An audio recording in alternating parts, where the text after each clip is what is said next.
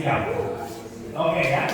Ya malam ini berbeda dengan yang lain. Saya ingin ceritakan, mengajarkan saudara bagaimana kita bercerita tentang Injil dengan metode yang sangat simpel agar kalian semuanya ketika kalian pergi atau keluar dari bukan menjadi orang-orang yang jago kandang, bukan hanya jago di dalam gereja, tetapi jago di luar gereja. Amin. Amin. Haleluya.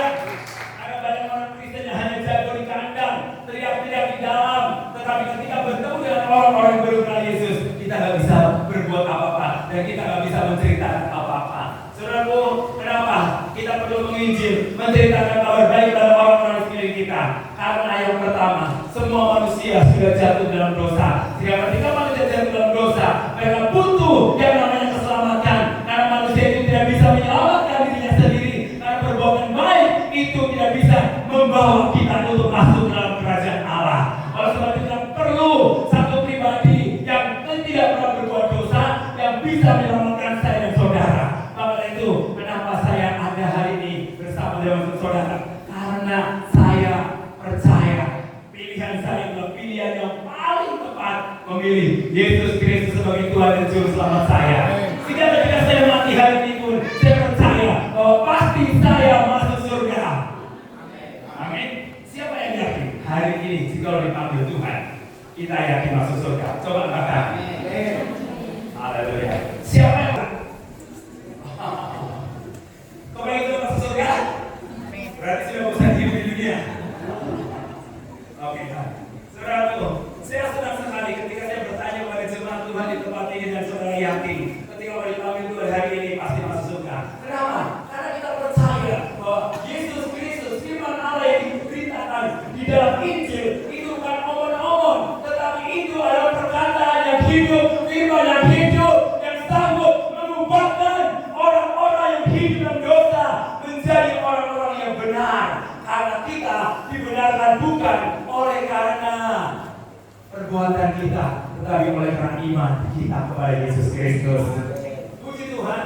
Kenapa saya berada di tempat ini? Saya baru pulang dari Jepang pada tanggal 7 bulan, mendarat di Jakarta pukul 12:30. Tetapi karena saya mencintai Duri, anak Tuhan dari Duri, karena saya mencintai anak Tuhan dari Pekanbaru, sehingga saya harusnya pulang dari Jepang tanggal 22, tetapi saya pulang lebih awal karena saya rindu bagian sesuatu yang lebih dahsyat lagi untuk gereja di tempat ini.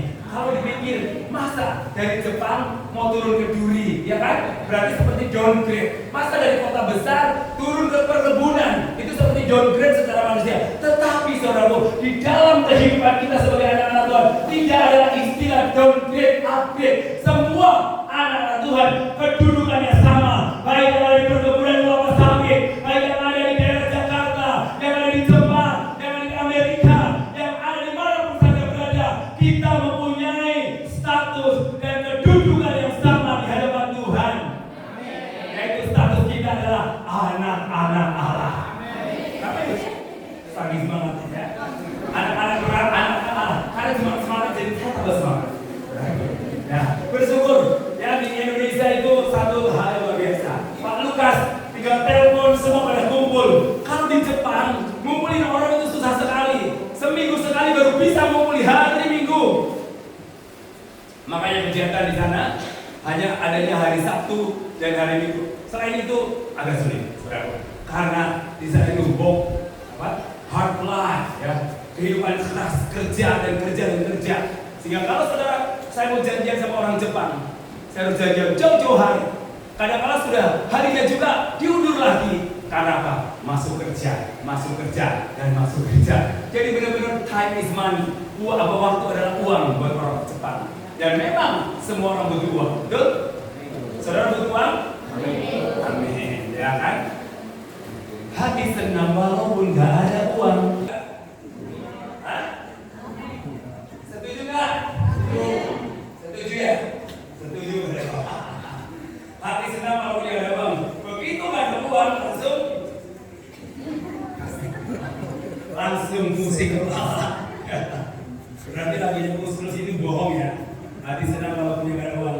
Ada teman saya dia pasang di status. Hati senang di Facebook. Ya hati senang walaupun gak ada uang. Langsung temennya komen dong, ya. Kan bebas. Kalau kita posting di Facebook siapapun boleh komen, betul?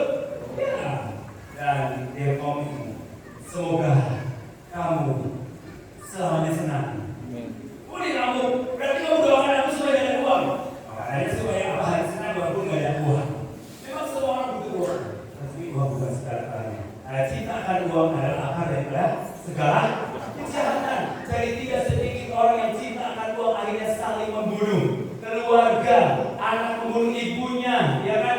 Terus kemudian paman membunuh ponakannya hanya karena harta, hanya karena warisan, hanya karena uang. Dan juga banyak orang-orang karena melakukan kejahatan, melakukan tindakan korupsi, ya, dan apapun mereka lakukan demi mendapatkan uang. Saudaraku, memang uang, semua orang butuh uang, tetapi uang bukan segala-galanya. Nah, makanya itu saudaraku, jangan kita mata duitan, ya, tapi sebaliknya kita mata kita tertuju kepada yang sumber duit, yang Yesus Kristus. Ada lagu mataku